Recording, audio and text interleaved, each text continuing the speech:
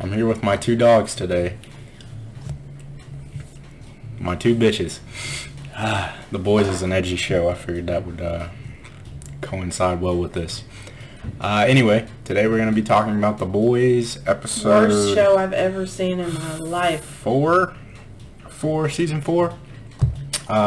No, she's joking. This episode, I wasn't going to talk about The Boys week to week, but this episode was so good, I had to talk about it. So, a little late, but better late than never. So, I got my notes here. So one of the things that made this episode so great was Kumiko. I meant to look up how to say her name exactly before. Kumiko. Okay, the Asian girl. In the comics, they just call her the female so far. So I'm just going to call her the female.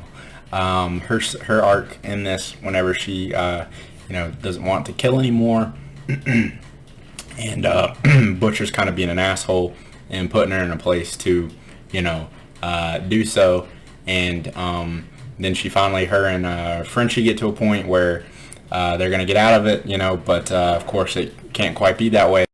No happy endings usually in good TV, or rarely. So she ends up getting, not killed. I don't think she's going to die at the end, but she gets fatally wounded by Soldier Boy, and it's a great way to display, how powerful the weapon is. It actually can kill Homelander, because we see it work on her, who earlier in the episode, which I thought was really good, we see her take a bullet straight to the head. I thought that she was, dead right there. I had forgotten that her powers made her, I guess, invincible, if we've even seen that before.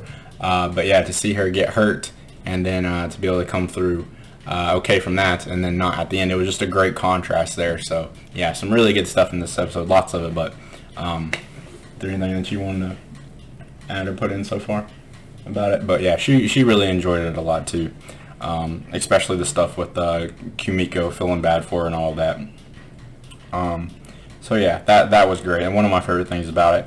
And then earlier in the episode, also with her, I forgot to mention, we get a just very, Garth Ennis, just his style of stuff. You can't just have something be, just normal. They got to put their own little edgy spin on it when they have the fight with the dildos, right? It's just a dildo fight scene. I guess they're like really hard or whatever, but Kumiko's like shoving them through people's heads, and, or the dildo, it goes through the mouth, right? So it just looks, like he's sucking dick or something, just super crazy.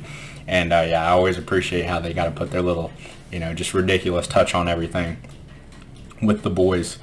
Let's see. We get a commercial from A-Train. I know some people I've heard some complaints about the show. I mean, if you got complaints about some of this like edgy type humor, or I don't know, satire, whatever you want to call it, it's just not a show for you, and it can be, too much and other things at times. But I think with The Boys, personally, it works really well. I'm just partial to Garth Ennis anyway, the guy who wrote the comics, just because I really love Preacher. So, but anyway, a scene that was like really, I guess, cringy, but it was supposed to be, was with A-Train doing his sponsorship deal.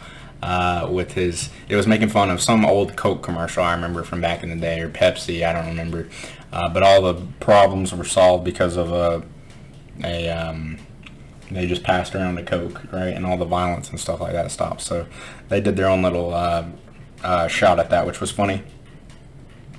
Let's see.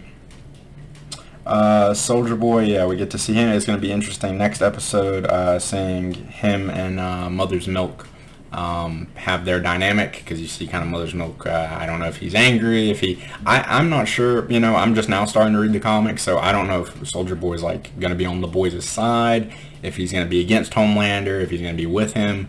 I really haven't got enough of a feel, I don't think, to know right where he stands yet. So, but I'm thinking, if I had to predict, I'm thinking he's probably going to be against like Vought, because it seems like they've experimented on him to some degree. Yeah, when he walked out of the chamber, he just seemed like he was on a mission to go somewhere. Just angry, I'm out. Yeah. But that was a Not nice... like, who are y'all? Thanks for saving me. Now what? Like, I'm gone. Yeah. I know where I'm going. So That's what it seemed like. Yeah, a long time. He's like the Captain America of the show, as they say, because he's been, locked up in the chamber or whatever for so long, like how Captain America was put on ice for so long, and then waking up because Soldier Boy's been, you know, captive since like the 70s, I think, right? So he's coming out to a whole new world too, so that's going to be an interesting dynamic for his character, like with Captain America. So Butcher, you know, he's always on the verge of being unlikable, but to me, I don't know about you, he's still likable to me. I still like Butcher. I understand where he's coming from, being a hard ass, and he even touches on this to Mother's Milk, you know, which, you know, he's the hard cop, and Mother's Milk, he has Mother's Milk a part of the team to be kind of the softer influence. And even though Butcher is so hard and unlikable at times, just, you know, basically using Frenchie and the female and just to get them, and it's the same way in the comic, but just using them to get the job done. I think he does care about them at the end of the day, but he has to put his feelings on the back burner to get done what's more important, you know. So a lot of people are like, he's just as bad as Homelander. He's just an asshole too to his team. But like I said, I think at the end of the day, he does care for them. It's just there's more important shit at play, you know. Yeah, it's not like you can ever really love anybody when Homelander's breathing down your neck with fucking laser vision. Right. And yeah, it's just skipping ahead here, but I'm just predicting too with Butcher. I don't know how the comic ends. I've heard that it's not a very good ending, but I'm thinking we could see Butcher definitely probably sacrifice himself at the end of it, because that's how bad he wants to get Homelander and the rest of the Supes. I can understand Homelander, but the rest of the Supes is a little bit, you know, iffy to just condemn them all, as we'll get into a little bit later, but yeah, definitely got to get Homelander, and it seems like Butcher's willing to give up his life, and definitely we heard Maeve as well. So I'm predicting Maeve won't make it out of this season. She'll die, and I'm thinking Butcher probably won't make it out of the series finale. You know, if we hopefully get to that point. Anyway, I love the scene with Butcher whenever he comes out and reveals his powers to Mother's Milk and Frenchie and Kumiko, because Mother's Milk's thinking that he's gonna sacrifice himself, you know, kill himself in front of everybody, just so they could get away or something. And you see that, and then you see the change of reaction on his face when he's like, "What the fuck?" You know? Yeah, it comes out Terminator style and laser vision. I like it. And then let's see. And then Huey bringing out his powers. Looks like he has some type of teleporting power. Which, actually, I brought this up. I want to see if I should be able to do this on the fly here. I wanted to show just as a little ad in the video, if I can even have it. Yeah. So you can see, it's just cool because I've been reading the comics now, so I can actually, like, you know, say, like, oh yeah, they took this right out of the books, you know. But, Huey killing the dude with the punch through the chest was actually, coincidentally enough, an issue that I had just read. It's not quite the same in the books. Huey's always, or they always use the powers in the books. They always have them from just the gate, and that's just the way it is. And then also the hamster here, yeah. I don't think the hamster has powers so far in the comics, as far as I've been able to read, but we'll see. Maybe it'll come out. But yeah, this guy just had it up his ass, I guess, just for pleasure, and then it crawls out at the end after the dude dies. So yeah, and then Huey keeps it as a pet. So yeah, it's cool for me just to be able to, you know, pick stuff out like that now, just because I just started reading them. But anyway,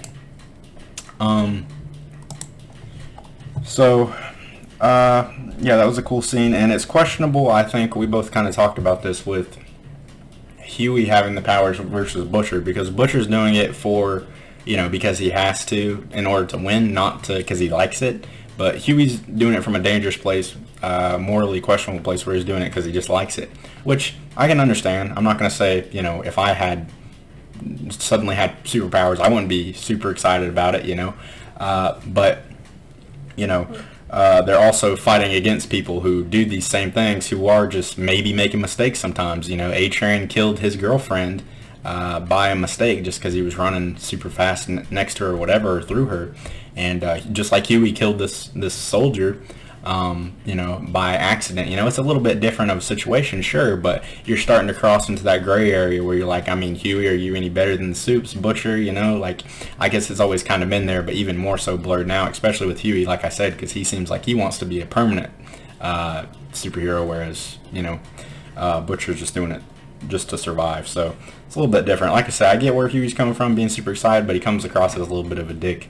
Even Mother's Milk is kind of like, you know, kid, you're supposed to be better than that. So even in the van, like Mother's Milk and Frenchie are trying for their lives to save Kimiko, telling her, open your eyes, you gotta open your eyes, stay with us. And fucking Huey sticking his hand out the van, just looking at himself like, you know, watching the electricity like, or something. What the fuck? I don't know what his powers were there, but yeah. So that's where it's like a little too far. Like, really, dude, that's really fucked up. You're more concerned with your powers right now. I didn't really like that part. I understood everything up until that point, but even if I had powers and my friend was like hurt in the back, I wouldn't be like totally zoned out.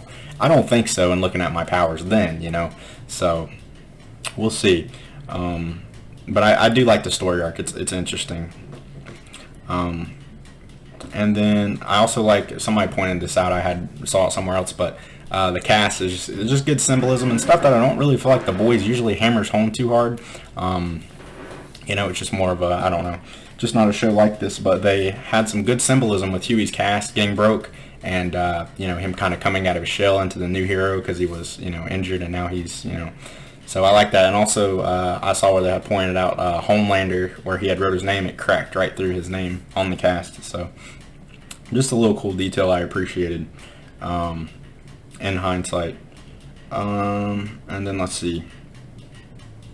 So Homelander starts to regain some power. You know, it was nice seeing him kind of down for the count in the last few episodes or so, but that doesn't last for long. You know, he's regaining almost, I guess, more power than ever, taking over Vought and putting down Gus from Breaking Bad is just what I call him. Stan Edgar. And it's nice to see that guy's composure in the face of Homelander, you know, not really backing down, not scared of him. But still, Homelander's, yeah, in charge of the, you know, Vought now, it would seem, in a big way. And, yeah, just super intimidating. Kills the... So we start to form a pretty big team with the Hispanic guy. I forget his name. You know his name? Hispanic dude. It doesn't fucking matter now. The Hispanic guy, and then it seems like we even are about to get A-Train on board because, yeah, him and the Deep getting a little altercation, which is funny whenever the Deep's getting coached at the table by his wife or whatever on what to say, a real shit licker. But anyway, I thought... Brown nose. Yeah, brown nose. I thought that A-Train was going to be redeemed. I predicted this in last, and I thought it was coming to fruition. I still think it can happen. I really do. Once A-Train sees, which, you know, it doesn't really make A-Train like 100% of a good guy, but I'm thinking we're going to do something, or I'm hoping, with A-Train's hometown thing, as I said, where they're kind of just brushing that under the rug. That's rubbing him the wrong way. And then on top of that, I'm thinking once he sees that they have a legitimate chance of taking down Homelander, he'll 100% go to their side. But right now, the reason A-Train flipped, and I'm not saying, you know, it's not shitty, but the reason A-Train flipped is because he's thinking, like, you know, there's no fucking way they're going to defeat Homelander. That's just fucking a crazy thought, which is realistic, you know, from his perspective. So. And now that Homelander's in charge, he probably might even try to get him out of the Seven. I mean, he literally says he's not a superhero anymore, so why the fuck would he keep him around besides, you know, Stan Edgar making the decision? So maybe he'll get on his bad side again to where A-Train doesn't even have a say. It's either have a life in Vought, a shitty life, or have no life outside of Vought and just fucking might as well just kill myself fighting him because I don't got anything else. Right. So I could see that, and it'd be interesting too, I think, to see him and Huey. There's still something there, I think, where they can kind of have a moment, because A-Train was the one who, of course, as I say, killed his girlfriend, and it'd be something good to see them kind of team up, and, you know, maybe Huey come to a point where, you know, I can kind of, you know, see eye to eye, I don't know, something there. But I do think there will be redemption for A-Train to some degree, even so, you know, even after this. Yeah, because we are seeing a lot of him in this season, and there's got to be a reason why we're seeing a lot of him. Right. And then, like I said, Maeve is not making it out of this season, I don't think, because her character just kind of lingers around anyway. I don't really remember too much of the past stuff with her, but yeah, I think she'll sacrifice herself, and she's willing to. And then let's see, the Vought girl, her daughter. Be interesting to see what power she has. I'm confused exactly. Like, I think she's just doing it to guard against Stan Edgar and Homelander. I don't think she's on Homelander's side or Stan Edgar. I think she's just really protecting her daughter from all of it, you know. But I don't know. I was a little bit confused during that scene, to be honest. Like, Homelander's fucking picking her tampon out of the trash. What was up with that? Just Homelander doing some weird shit? I don't think he was picking it out of the trash. I think it was a fresh one out of the box. She had like a box on the counter or something like that. He just does weird stuff like that. But I was like, I'm severely confused. I need to rewatch this whole scene again. Yeah, licking like the breast milk and stuff. But anyway, and then I mentioned Gus's or Stan Edgar's confidence with Homelander. So. And yeah, that nice twist at the end where they start to build up some power, and then it all gets crumbled away. Where Starlight has a little bit of hope, a little bit of confidence against Homelander, and by this episode, it's completely gone. So non-existent. Yeah, super great. Felt like a finale, to be honest. It could have been not a series finale, but just a regular season finale. And that's always a great show whenever you have like an episode 4 that's like, wow, this could have been a premiere or a finale. You know, it was great. So I'm going to give it, I think it deserves a 10 out of 10, right? 9 out of 10, or a 10 out of 10 for me. So was there anything else? Was there anything you wanted to add about it? All right, so that about covers it. Let's see. Yeah. So thank you for watching, and we'll see you in the next one.